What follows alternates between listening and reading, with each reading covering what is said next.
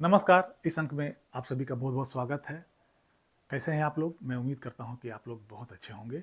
आज इस अंक में एक केस की चर्चा करने जा रहे हैं जो केरला हाई कोर्ट के जजमेंट पे आधारित है और यह वीडियो बहुत ही इंफॉर्मेटिव और इंटरेस्टिंग होने वाला है। इस वीडियो को लास्ट तक जरूर देखिएगा, कुछ अच्छी जानकारी आपको जरूर मिलेगी। Kumaran versus state of Kerala, criminal appeal number 1078/2017। और इस केस की जो सुनवाई कर रहे थे जस्टिस विनोद चंद्रन और जस्टिस जियाद रहमान।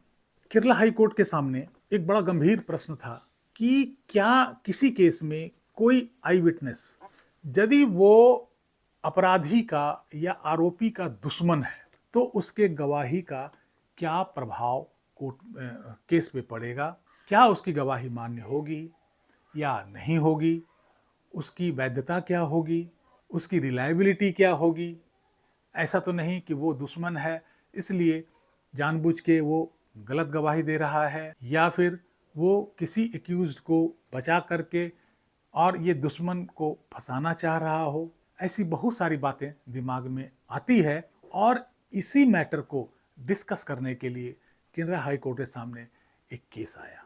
केस का जो फैक्ट था वो ये कि एक महिला शादीशुदा थी, लेकिन उसका पति बहुत ही ज़्यादा शराब पीता था। शराब पीने के बाद वो अपने पत्नी के साथ बहुत अत्याचार करता था, गाली गलौज, मार पीट, इतना ज़्यादा क्रुएल्टी करता था कि अल्टीमेटली वो औरत अपने पति से अलग रहने लगी। अपने पत्नी के साथ हमेशा वो अमानवीय व्यवहार करता रहता था।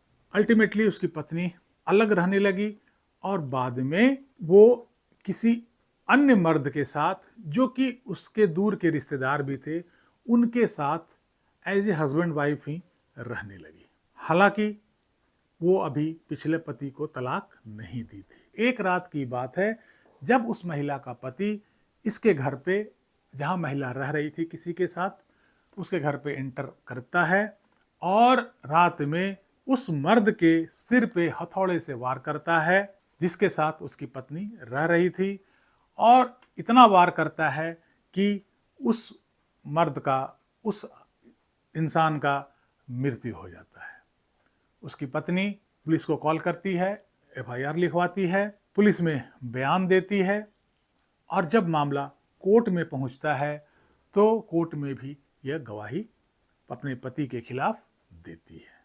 तो आरोपी पति के ओर से कोर्ट में ये कहा गया कि चूंकि उसकी पत्नी जो अभी गवाही दी है वो अपने पति का दुश्मन है, इसलिए उसका गवाही जो है वो मान्य नहीं है। चूंकि दुश्मन है तो वो दुश्मनी निकालने के लिए कुछ भी वो अपने पति के खिलाफ कह सकती है, इसलिए उसका गवाही का कोर्ट में कोई आधार नहीं है। चूंकि शुरू से पति पत्नी में झगड़ा होता रहा है और दोनों के बीच विवाद रहे हैं, इसलिए हालांकि पत्नी वहां पे आई विटनेस थी, इसके बावजूद भी उसकी गवाही की मान्यता कोर्ट में नहीं ली जा सकती है, क्योंकि दोनों एक दूसरे के कट्टर दुश्मन हैं। हो सकता है कि यह गवाही उसकी पत्नी जानबूझ के भी उसे पति को फंसाने के लिए भी दे रही हो। तो ऐसे में इन गवाहों पे संदेह उत्पन्न होना लाजिमी है। अब कोर्ट के सामने जो सबसे बड़ा सवाल था कि क्या कोई आई विटनेस जो किसी केस का प्राइम विटनेस है, यदि वो आरोपी का दुश्मन है, तो क्या इसके गवाही की मान्यता नहीं ली जाएगी? क्या इसकी गवाही का कोई आधार नहीं है कोर्ट में? क्या इसकी गवाही की रिलायबिलिटी नहीं होगी कोर्ट में? क्या इसकी गवाही कोर्ट में वैलिड नहीं होगी? कोर्ट ने इस पर विचार करते हुए बताया कि दुश्मनी चाहे साबित ही क्यों ना हो गया हो, किसी सबूत को खारिज करने का आधार ये नहीं बन सकता है कि वो दोनों आपस में दुश्मन है जी, इसलिए इसकी गवाही मान्य नहीं होगी। यह मान भी लिया जाए कि पति पत्नी दोनों आपस में एक दूसरे के दुश्मन थे, इसके बावजूद भी चूंकि पत्नी ने क्राइम होता हुआ देखा है, इसलिए उसकी गवाही को आधारहीन नहीं कहा जा सकता है, और केवल इस आधार पर कि वो आरोपी का दुश्मन है।